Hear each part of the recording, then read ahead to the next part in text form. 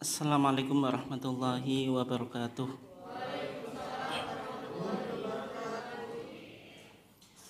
Alhamdulillahi wahdah, wassalatu wassalamu ala man la nabiyya ba'dah, amma ba'd. Teman-teman, adik-adik sekalian yang dimuliakan Allah, alhamdulillah pada kesempatan ini kita diizinkan oleh Allah Subhanahu wa taala untuk mengikuti acara Darul Arqam Dasar IMM Asy-Syifa Stikes ya, dalam keadaan sehat walafiat. Salawat dan salam semoga tetap terlimpahkan kepada junjungan kita Nabiullah Muhammad SAW, keluarganya, sahabatnya, dan seluruh orang yang mengikuti sunnahnya sampai hari kiamat. Adik-adik dan teman-teman sekalian yang dimuliakan Allah, untuk materi keislaman pada pagi hari ini, dan mungkin nanti saya lebih suka banyak diskusi saja nanti di belakang ya, yaitu kita akan mencoba mengangkat sebuah teologi di dalam Muhammadiyah, yaitu teologi berkemajuan gitu. Kenapa kok kajian ini atau topik ini penting untuk kita angkat? Karena kalau kita lihat di rumusan Muktamar Muhammadiyah Surakarta, yaitu tahun 2022, itu dirumuskan sebuah risalah yang berjudul Risalah Islam Berkemajuan atau Al-Islam At-Taqaddum atau Islam yang progresif. Nah, kenapa kok Muhammadiyah itu mengangkat sebuah teologi berkemajuan? Ya sebenarnya kalau kita lihat dari Islam itu sendiri, Islam itu agama yang mengajarkan pada apa? Kemajuan. Semua ajaran Islam itu endingnya itu apa? Kemajuan. Misalnya apa? Contoh yang kecil saja, Islam mengajarkan apa? Kebersihan. Itu menunjukkan apa? Kemajuan. Kemudian yang lain, Islam menganjurkan atau apa? Menjelaskan bahwasanya orang yang memberi itu lebih mulia daripada orang yang menerima. Itu menunjukkan apa? Kemajuan. Intinya Islam itu ya'lu wala yu'la alaih. Agama yang tinggi dan tidak ada sesuatu pun yang menandingi ajaran agama Islam. Dan juga ternyata dari historitas Muhammadiyah sejak berdiri, ini suara kita kesaingi yang sebelah itu, tapi bisa didengar kan? Ya. Muhammadiyah sejak berdiri itu sudah mengusung teologi kemajuan, sehingga kata-kata maju, memajukan itu sudah ditemukan di dalam statuten Muhammadiyah tahun 1912. Jadi Muhammadiyah berdiri tahun 1912. Di dalam statutennya itu sudah mencantumkan kata memajukan, yaitu memajukan hal agama kepada anggotanya. Kemudian 1914 rumusan memajukan itu masih tetap dipertahankan di statuten Muhammadiyah, tetapi ditambah tidak hanya sekedar memajukan tapi juga menggembirakan. Sehingga IMM itu ya tidak sekedar apa? Memajukan tapi juga ada menggembirakan. Tapi keduanya harus balancing. Kalau misalnya IMM hanya apa? Hanya touring, hanya apa? Kegiatannya apa? Senang-senang saja tanpa ada nuansa keilmuan, hanya sorak-sorak saja, itu menggembirakan tapi tidak memajukan. Tapi kalau hanya memajukan, hanya ilmu saja gitu, kira-kira pusing atau enggak? Pusing. Sehingga dua hal itu harus seimbang. Di samping memajukan juga menggembirakan. Dan tidak boleh misalnya hanya menggembirakan tapi tidak memajukan. Nah, sehingga dua kata ini, yaitu memajukan dan menggembirakan, itu sudah ada di dalam statuten Muhammadiyah tahun 1912 dan 1914. Mbah Yai Ahmad Dahlan, meskipun sebenarnya beliau itu secara pendidikan itu cukup tradisional, karena Mbah Yai Ahmad Dahlan juga belajar pada kiai-kiai Jawa ketika itu yang ada. Artinya genealogi keilmuan Muhammadiyah itu hampir sama dengan genealogi siapa? Pendiri Nahdlatul Ulama, Hadratus Syekh Hasyim Asy'ari. Dan bahkan Mbah Yai Ahmad Dahlan dengan Mbah Hasyim Asy'ari itu berguru dalam satu guru, yaitu Mbah Soleh Darat, yaitu di Semarang. Kemudian ketika itu Mbah Yai Ahmad Dahlan melanjutkan studinya di Mekah, karena dulu Mekah itu Center of Education, pusat pendidikan dan juga kiblat keilmuan di dunia Islam, di samping Al-Azhar gitu. Kalau Al-Azhar itu cukup tua dan luar biasa, sistem pendidikan yang tradisional tapi mendunia itu Al-Azhar gitu. Dan alhamdulillah saya punya kesempatan menempuh S2 di sana, cukup lama saya di sana 7 tahun, sehingga cukup tahu adat dan tradisi keilmuan yang ada di Al-Azhar. Nah, Mbah Yai Ahmad Dahlan dulu belajar ke Mekah. Tetapi ketika di Mekah, Mbah Yai Ahmad Dahlan di samping belajar Islam juga menekuni tentang pemikiran keagamaan dan juga seruan-seruan untuk memajukan Islam itu atau memodernisasi Islam itu, sehingga Islam tetap menjadi agama yang relevan terhadap konteks kekinian itu. Sehingga Mbah Yai Ahmad Dahlan itu senantiasa mewasiatkan kepada muridnya. Dan sebenarnya teman-teman sekalian, wasiat ini ditujukan kepada murid-murid Mbah Yai Ahmad Dahlan yang wanita gitu. Yaitu wasiatnya Dadiyo kiai sing kemajon gitu. Ini wasiat yang sederhana, tetapi memiliki makna yang dalam. Kenapa wasiat ini ditujukan kepada murid-muridnya Mbah Yai Ahmad Dahlan atau santriwati Mbah Yai Ahmad Dahlan, yang mana notabene ketika itu wanita, itu status sosialnya bagaimana? Wanita itu hanya dipahami perannya hanya peran domestik. Kalau peran domestik berarti apa? Apa Mbak? Masak terus makan ya? Masak, mana? Ya itulah. Intinya hanya peran domestik. Wanita itu dari akses pendidikan itu tidak mendapatkan akses kayak sekarang. Artinya hanya peran-peran domestik. Peran publik tidak diberikan kepada wanita. Tapi Mbah Yai Ahmad Dahlan itu wasiatnya sudah melampaui batas, yaitu dadiyo kiai sing kemajon. Yang kedua lebih menarik. Lan ojo kesel-kesel anggonmu nyambut gawe kanggo Muhammadiyah. Artinya kita di Muhammadiyah itu berjuang tidak boleh lelah gitu.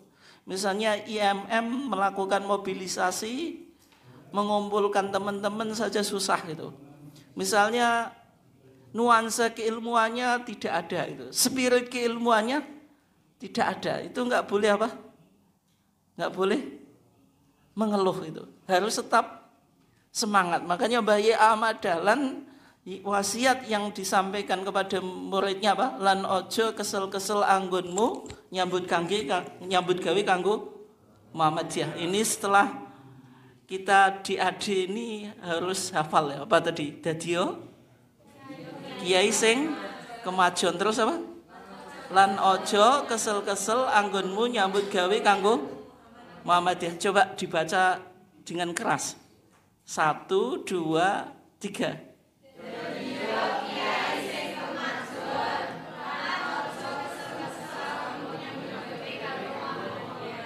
Sekali lagi yang serentak. Yuk. 1. Ya, belum kompak. 1, 2, 3.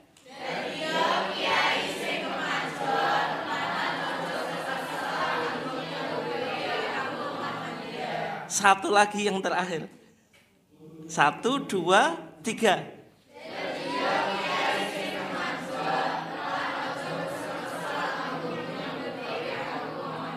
Nah, ini wasiat Bahya Ahmad Dahlan yang menunjukkan progresivitas intelektualnya.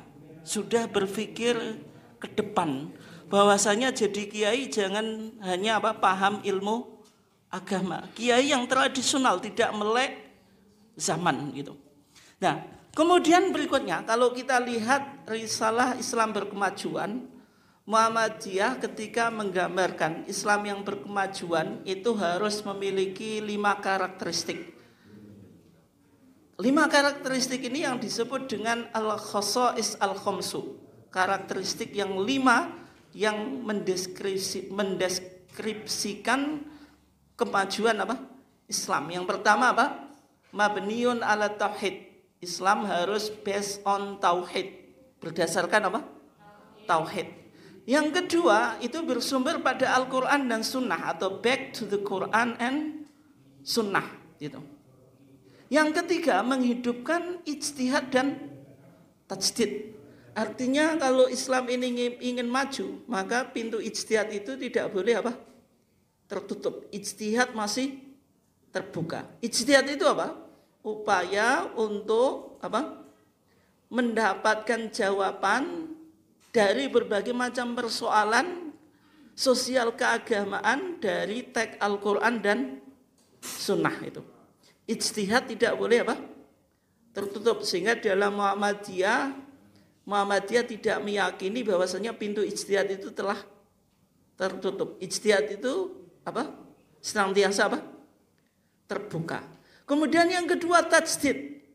Tajdid atau pembaruan ini harus tetap hidup di Muhammadiyah. Nanti kita lihat ya bagaimana pembaruan-pembaruan yang ada di dalam Muhammadiyah dalam konteks keagamaan itu. Ini karakteristik yang ketiga, yaitu Ihya'ul ijtihad wa tajdid.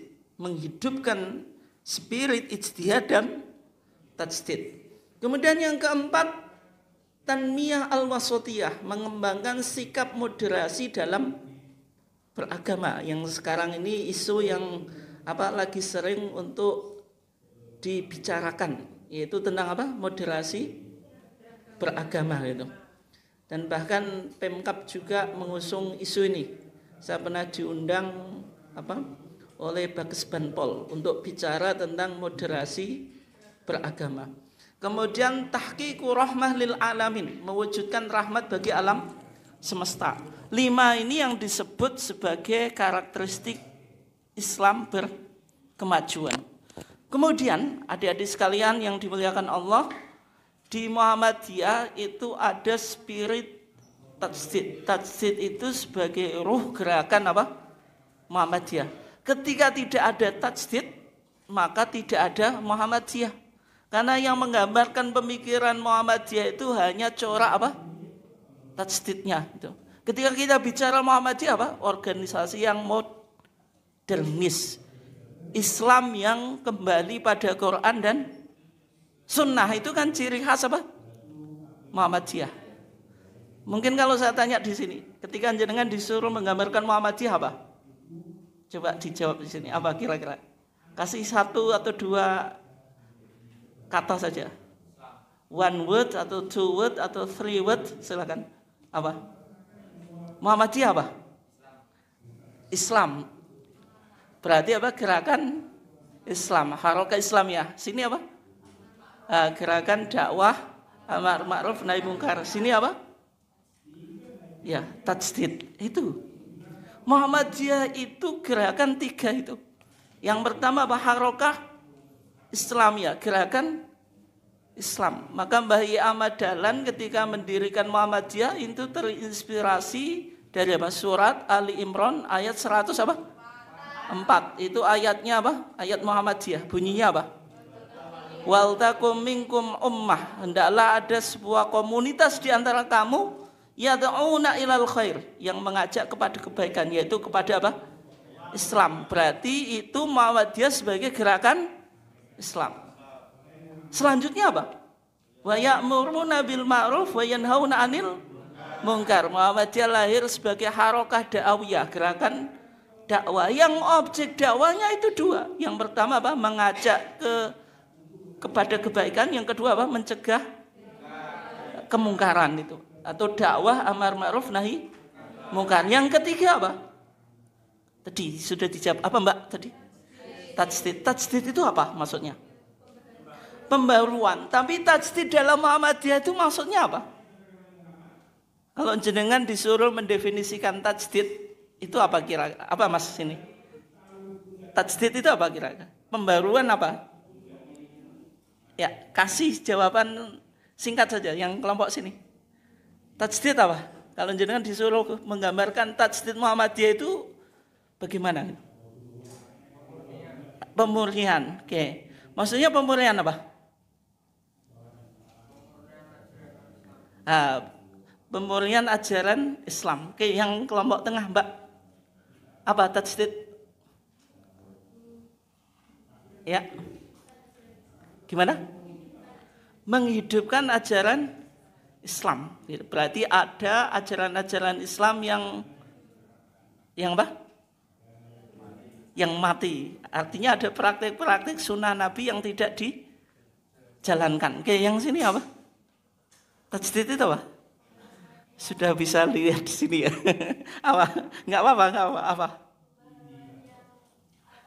Pembaruan yang apa? Pembaruan tapi tidak sekedar pembaruan tapi harus sesuai dengan sunnah Nabi. Misalnya kelompok liberalisme. Liberalis itu ingin pembaruan atau enggak? Iya. Sekularisme, ajaran sekularisme. Ingin pembaruan atau enggak? Ingin, tapi sesuai dengan sunnah Nabi atau enggak? Tidak itu. Dan sehingga pembaruan di dalam Muhammadiyah itu tetap harus dalam framework apa? Quran dan sunnah. Sehingga tajdid di dalam Muhammadiyah itu dipahami dengan dua makna. Dengan dua apa? Makna. Yang pertama tajdid artinya purifikasi. Purifikasi itu apa? Pemurnian. Itu dilakukan oleh Muhammadiyah dalam dua bidang. Yaitu bidang akidah, keyakinan, dan bidang apa? Ibadah. Keyakinan, maksudnya purifikasinya bagaimana? Muhammadiyah mengajarkan akidah as-sahihah, akidah yang benar, dan apa? Mengajak supaya umat Islam ini menjauhi penyakit akidah. Penyakit akidah di Muhammadiyah diistilahkan dengan istilah apa? Istilah apa? T, B, C, S. T-nya apa? Takhayul. Apa? Takhayul. Takhayul itu anggapan kesialan. Biasanya jenengan yang penggemar horoskop siapa? Horoskop itu apa? Bintang perbintangan zodiak gitu. Itu siapa yang percaya? Yang penggemarnya siapa? Enggak ada ya. Tahun bulan ini rezeki bagaimana? Jodoh bagaimana? Hangus. Kemudian misalnya angka 13. Kalau jenengan dengar angka 13 itu angka apa?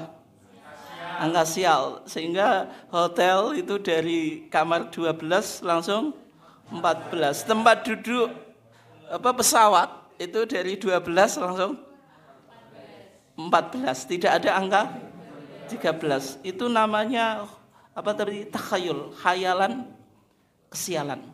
Kemudian TB, B-nya bid'ah, yaitu menambahi dalam beribadah. Kemudian C-nya apa? Khurafat. Tapi ini ejaan dulu ya. Nulis khurafat itu kalau ejaan sekarang kan pakai kaf.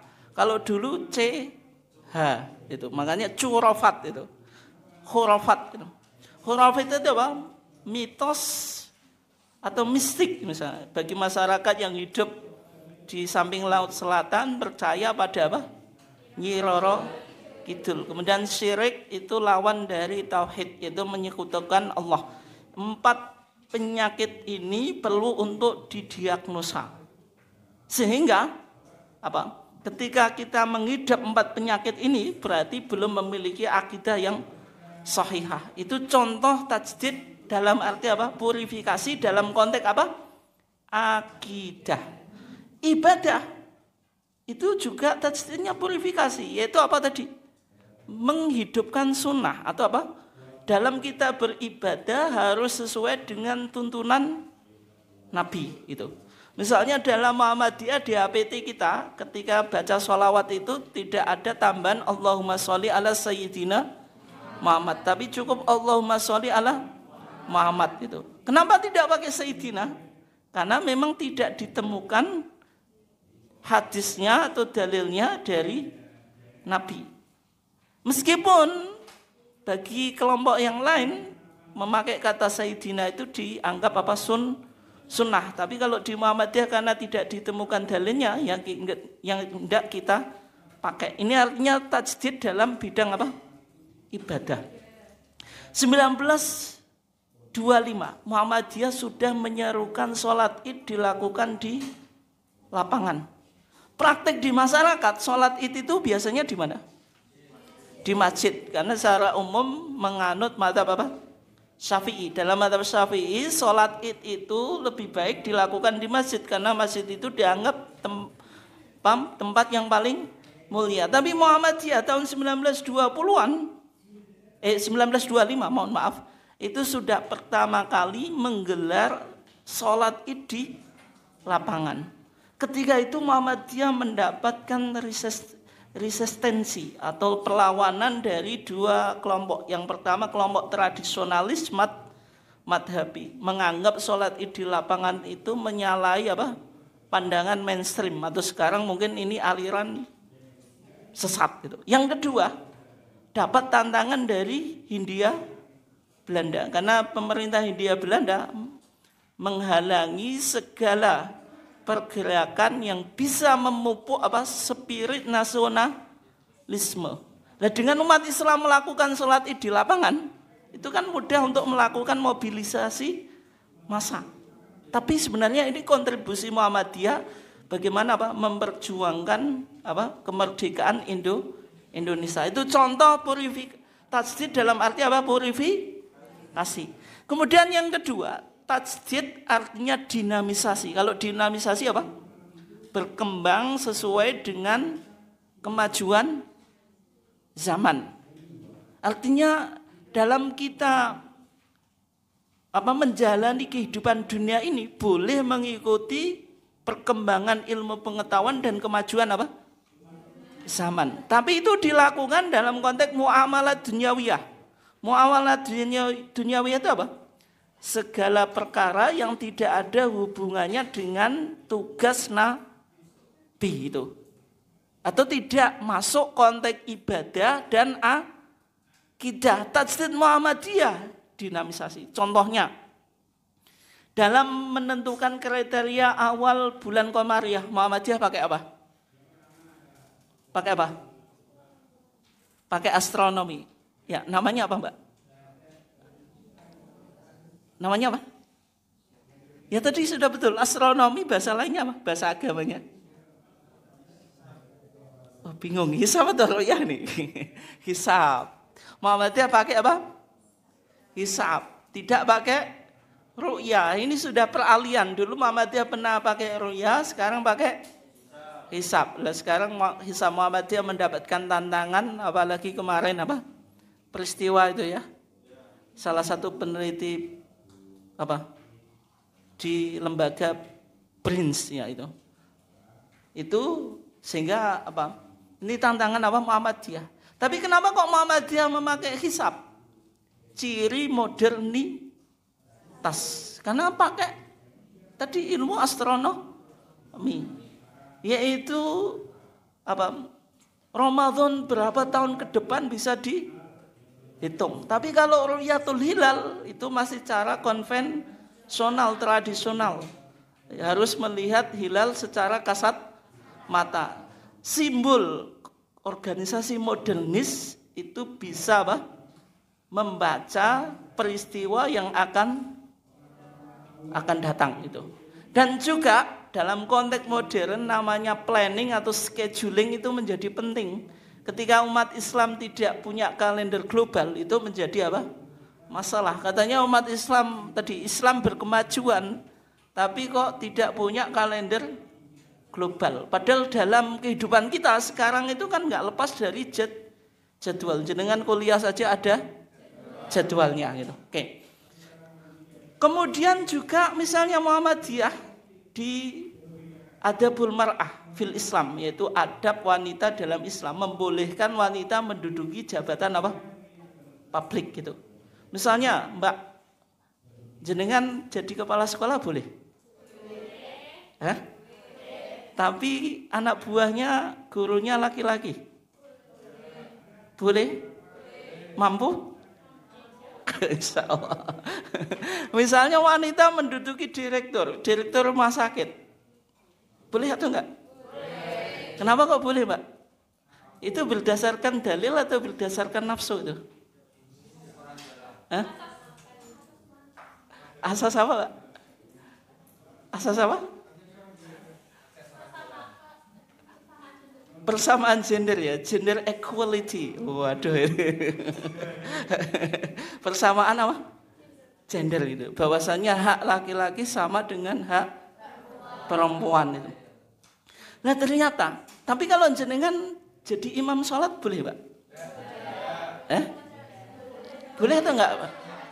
Sama cewek? Enggak, kalau makmumnya mas-masnya nih, boleh atau enggak? Kalau safnya di depan, boleh? Di depan saf laki-laki atau campur? Enggak, kemarin kan sempat ramai toh? Ya itu, di pesantren apa? Al-Zaitun, saf wanita campur dengan saf laki-laki. Boleh enggak? Ya. Kalau wanita khutbah Jumat, boleh enggak? Enggak boleh. Ini kemarin yang heboh kan? Pesantren Al-Zaitun apa?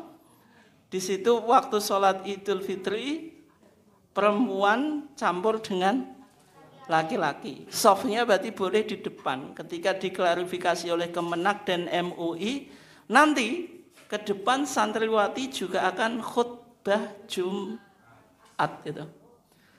Tapi kenapa Mbak tadi? Jenengan ketika saya tanya, kalau kepala sekolah boleh, direktur rumah sakit, direktur perusahaan boleh, tapi imam sholat dan khutbah Jumat kok nggak boleh? Kalau alasan gender equality tadi, persamaan gender, kenapa kok nggak boleh? Kenapa? Ya, kenapa? Kenapa, Pak? Karena ada hukum Islam. Dengan hukum mereka beda. Berarti kalau wanita jadi kepala sekolah itu mengikuti hukum apa? Hukum pemerintah, bukan hukum Islam. Kalau wanita jadi direktur rumah sakit mengikuti hukum. Lah Islamnya mana? Nah di situ dibedakan. Kenapa dibedakan? Karena kalau sholat, wanita mengimami sholat itu konteksnya apa? Ibadah. Kalau ibadah dasarnya harus Quran dan sunnah. Kenapa wanita sofnya harus di belakang? Karena itu ibadah. Kenapa kok wanita enggak boleh jadi khotib Jumat? Karena itu ibadah. Tapi kalau kepala sekolah dan direktur rumah sakit itu muamalat duniawiyah, sehingga wanita boleh apa? Menduduki jabatan publik. Tapi kenapa Nabi pernah mengatakan lan yufliha qaumun walau amrohum imro'atan, tidak akan beruntung suatu kaum yang menyerahkan urusannya kepada wanita. Hadis ini muncul karena ada historitas atau ada apa? Konteks di zaman Nabi. Ketika itu Persia itu mengangkat pemimpinnya dari wanita. Di zaman Nabi secara sosiologis wanita itu belum apa? Layak untuk atau mampu untuk menjadi pemimpin publik. Wong di zaman jahiliyah saja, Umar bin Khattab ketika melahirkan anak perempuan yang dilakukan apa? Kubur hidup-hidup, waqtul banat itu. Artinya secara psikologis dan juga sosiologis wanita belum diterima untuk menjadi pemimpin publik gitu. Tapi Nabi di antara tugasnya apa? Melakukan gerakan pembebasan. Nabi melahirkan istri yang cukup cerdas. Siapa Mbak? Aisyah atau Khadijah? Aisyah itu. Dan juga Khadijah seorang wanita yang businessman gitu, atau businesswoman kok businessman itu. Artinya Nabi itu apa? Ada teologi pembebasan ini. Kemudian setelah itu lahirlah sahabiat yang apa? Memiliki kecakapan dalam ilmu pengetahuan. Dalam konteks modern sekarang, wanita sudah diterima secara publik apa? Menjadi pemimpin. Kemudian yang kedua apa? Wanita sudah mendapatkan akses pendidikan yang cukup layak, sehingga ada wanita yang memiliki apa? Kemampuan, sehingga dalam Adabul Mar'ah fil Islam, putusan tarjih, wanita dibolehkan menjadi apa? Pemimpin publik. Dan konteksnya itu bukan muamalat duniawiyah, tapi kalau wanita jadi kepala rumah tangga, boleh atau enggak? Kenapa enggak boleh, Pak? Nah, itu enggak boleh, kepala rumah tangga enggak boleh. Karena itu juga hanya melibatkan anggota yang kecil. Tapi kalau pemimpin publik, itu kan sekarang kepemimpinan itu kan sudah demokratis. Sehingga kebijakan itu tidak semena-mena otoritas seorang pemimpin. Oke ya. Nah, sehingga di Muhammadiyah tajdid itu ada dua ya. Sayap tajdid, ada tajdid salafi, yaitu purifikasi kembali pada Quran dan sunnah, back to the Quran dan sunnah, itu kalau konteksnya ibadah. Tajdid khalafi, tajdid dalam arti modernisasi. Ini tadi tajdidnya apa? Dinamisasi Muhammadiyah berkembang sesuai dengan tuntutan apa? Zaman. Bahya Ahmad Dahlan itu dulu sudah apa?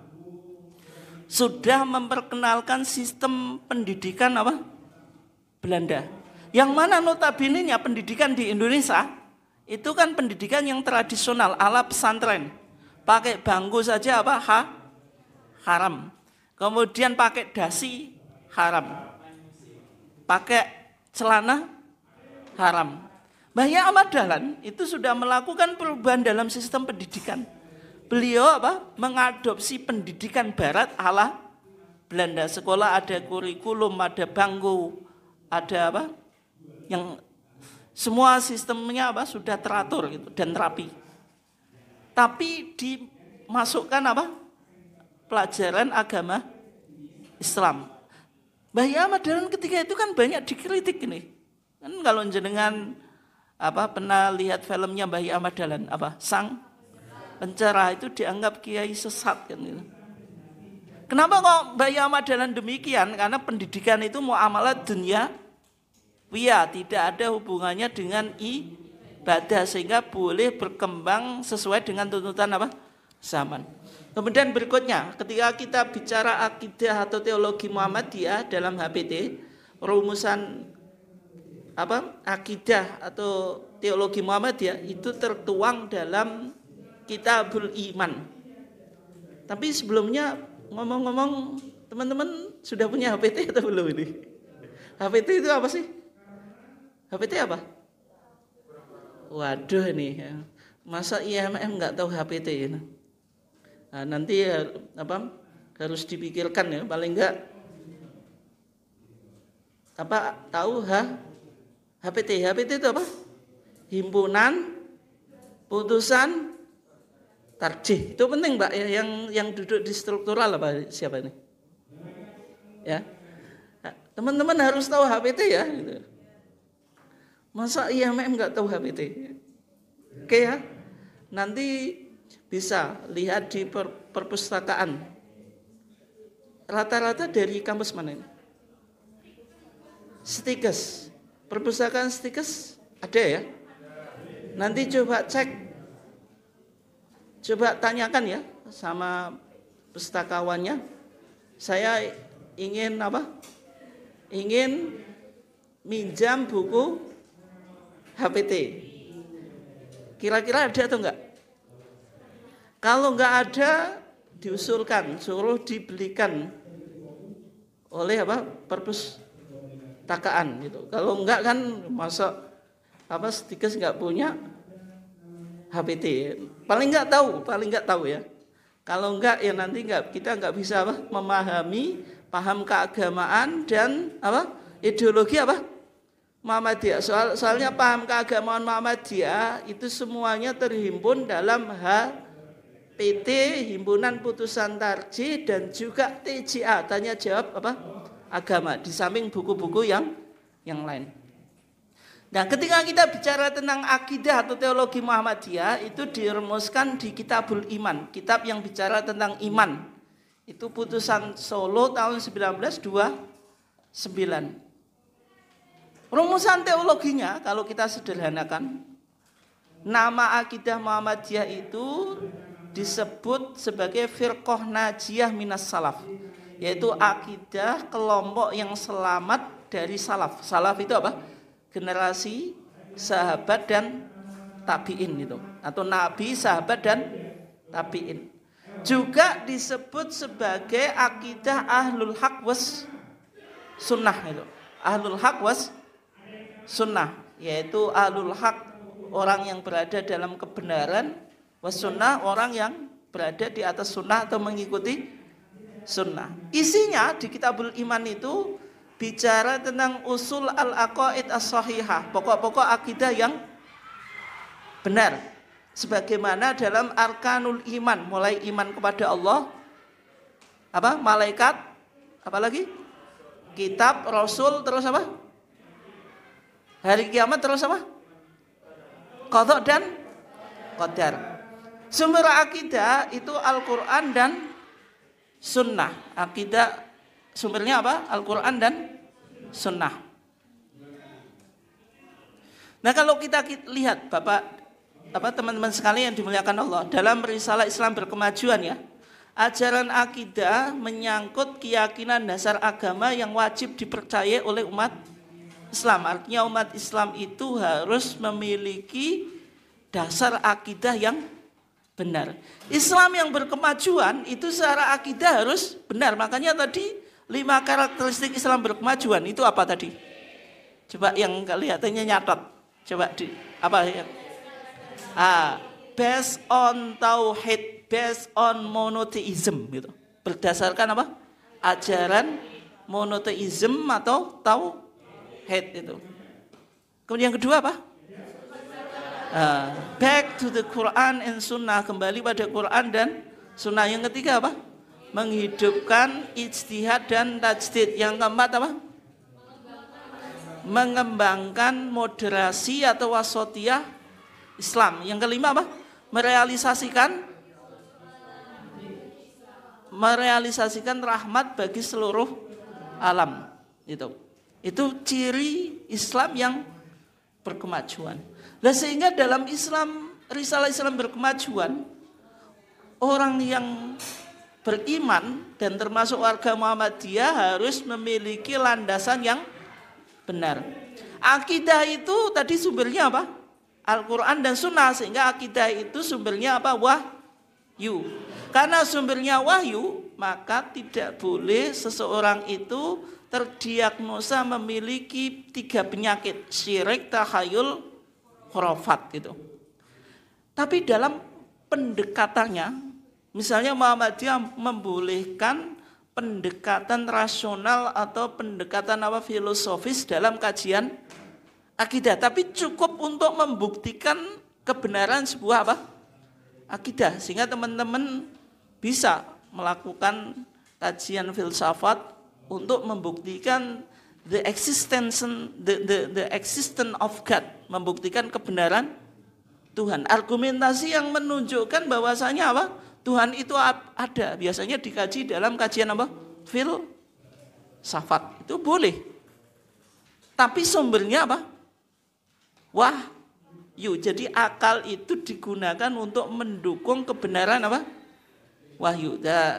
Kemudian penyakit akidah diistilahkan dengan TBCS. Apa tadi? takhayul, bid'ah, inovasi, khurafat, mitos atau cerita mistik, kemudian syirik apa? Lawan tauhid itu. Kalau tauhid apa? Mengesahkan Allah. Kalau syirik apa? Menyekutukan, menduakan, mentigakan, mengempatkan, melimakan itu Allah. Itu namanya apa? Syirik. Menggandakan itu enggak boleh ya. Itu syirik ya. Enggak boleh. Nah sehingga kalau kita lihat di HPT jilid 3 ya. Itu di HPT di Muhammadiyah, teman-teman sekalian. Ini nanti jenengan habis di AD ini harus mulai tahu HPT. Sudah ada 2 jilid ya. Jilid 1 dan jilid 3. Jilid 2 belum dipublish. Di HPT jilid 3 itu sudah ada keputusan tentang tuntunan seni dan budaya Islam. Sebenarnya kita di Muhammadiyah, tantangan kita, Muhammadiyah itu kelompok yang apa? Anti seni, anti budaya. Seolah-olah ada stigma semacam itu. Muhammadiyah terlalu kolot, sehingga kesenian di Muhammadiyah tidak begitu berkembang. Misalnya Muhammadiyah, sekolah Muhammadiyah sering pawai karnaval atau enggak? Di sini kesenian nari ya.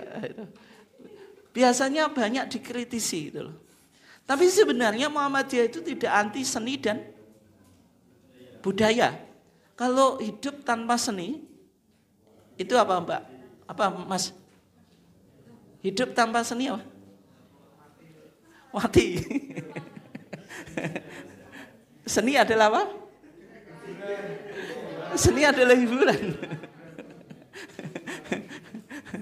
Nah, artinya kalau hidup ini enggak ada seni, itu enggak ada rasa, itu hambar gitu.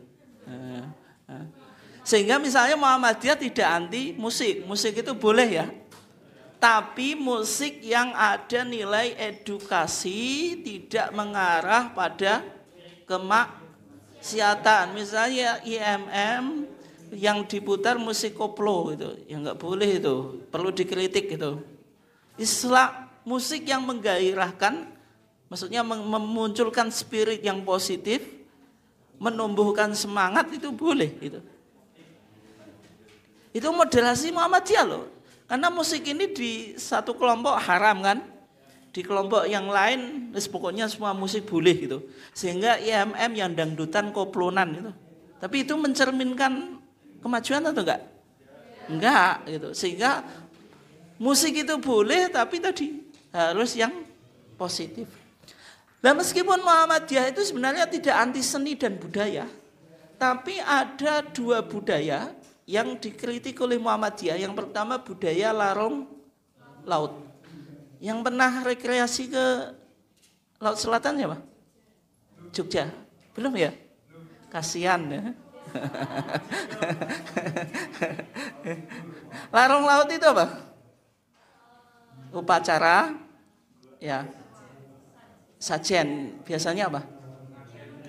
Ya, kepala kerbau. Jadi kepala kerbau itu ditaruh kayak apa? Kayak ya itu kayak di atas bambu atau apalah gitu. Kemudian sama apa? Hasil bumi macam-macam ya. Pertanian macam buah-buahan dan sebagainya itu.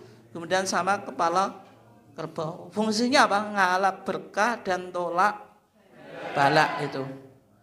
Ya, itu budaya meskipun ini sudah menjadi ikon wisata mungkin dan juga menjadi devisa negara gitu. Tapi dalam pandangan Muhammadiyah budaya ini apa? Tidak mencerminkan kemajuan. Kenapa? Kenapa?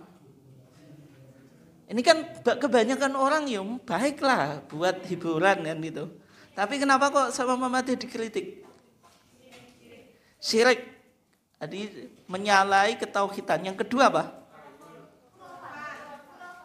Khurafat. Ya, khurafat. Kemudian berikutnya apa? Bid'ah apa? Enggak lah bid'ah. Takhayulnya bagaimana? Oh gitu. Terus selanjutnya apa? Enggak, yang fakultas ekonomi ada? Nggak ada ya. Kesehatan semuanya. Kalau dari perspektif medis bagaimana? Nggak ada ya.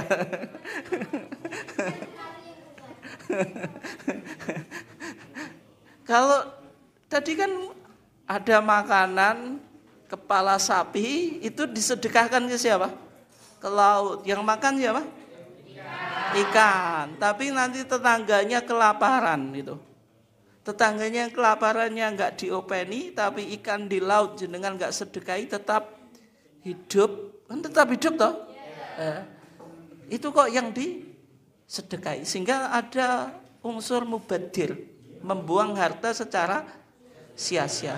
Kemudian berikutnya ada upacara ngaben, ini juga yang pernah dikritisi oleh Muhammadiyah di APT jilid 3. Upacara ngaben yang pernah jalan-jalan kembali. Belum ya? Oh, banyak yang belum suaranya lebih keras itu daripada yang ngaben itu bagaimana? Nah, orang yang meninggal itu dibakar gitu. Karena dalam keyakinan Hindu Bali dia akan masuk ke alam nirvana karena ada sirkulasi kehidupan itu. Dibakar. Dalam pandangan Muhammadiyah orang yang meninggal itu harus diperlakukan sebagaimana hidup gitu. Dan sehingga kalau dibakar itu kan tidak memperlakukan orang meninggal sebagaimana mestinya. Meskipun dua budaya ini sebenarnya sudah menjadi ikon wisata dan juga mendatangkan devisa negara sebenarnya. Tapi dalam HPT kita itu dikritisi karena tidak mencerminkan budaya yang berkemajuan itu. Kemudian misalnya di TJA tanya jawab agama itu banyak sekali ya berkaitan dengan akidah. Misalnya juga dalam Kitabul Janazah Muhammadiyah mengkritik tentang praktek ziarah kubur yang sering dilakukan di masyarakat. Sebenarnya Muhammadiyah itu tidak pernah anti ziarah kubur. Ziarah kubur itu perintah Nabi. Nabi kan mengatakan kuntu nahaitukum an ziyaratil kubur ala fazuruha. Dulu saya pernah melarang kamu untuk ziarah kubur. Sekarang ziarahlah gitu. Artinya Nabi memerintahkan ziarah kubur. Tapi yang dikritisi oleh Muhammadiyah tradisi budaya ziarah kubur yang sudah menyimpang dari syariat dan terindikasi masuk syirik tadi. Sehingga HPT kita bilang wala taf'alu indaha, janganlah engkau melakukan ketika ziarah kubur malam ya'dzan billah, apa yang tidak diizinkan oleh Allah wa rasuluhu dan rasulnya. Contohnya kadu'aikumul mayyit, meminta pada mayit, wa tawassulu bihi ila Allah, tawassul dengan mayit itu kepada Allah itu enggak diperbolehkan. Misalnya nanti jenengan punya bisnis gitu, punya bisnis ya, bisnisnya kok nggak lancar gitu, misalnya jualan itu online, sekarang lagi ngetren jualan online itu, bagaimana menarik customer supaya tertarik ke lapak jenengan itu. Cari penglaris gitu, ke siapa? Ke sunan. Kalau dukun nggak ziarah, masuk ziarah rumahnya, bukan ziarah kuburannya. Ke kuburan misalnya sunan atau orang yang dianggap keramat atau alim, nanti meminta kepada kuburan tadi, mbah ini putumu ini loh, dodolan kok enggak laku-laku, suruh misalnya yang berikutnya masnya ini jodohnya lancar atau enggak mas? Lancar ya, tapi belum nikah ya. Misalnya jodohnya kok enggak lancar gitu. Mendatangi tadi makom untuk dipercepat jodohnya, itu nggak boleh gitu. Karena berlawanan dengan tauhid. Sehingga di Muhammadiyah sebenarnya teologi itu lebih pada teologi aksi gitu. Misalnya Mbah Ahmad Dahlan ketika memahami surah Al-Maun, ara'aital ladzi yukadzibu biddin fadzalikal ladzi yad'ul yatim dan seterusnya itu, maka lahirlah teologi sosial itu. Karena dalam pemahaman Mbah Ahmad Dahlan, cara memahami ayat Al-Quran itu harus ditanyakan 5 hal ini. Bagaimana artinya, bagaimana tafsirnya, bagaimana maksudnya. Ini larangan atau perintah? Kalau larangan ditinggalkan, kalau perintah dilakukan.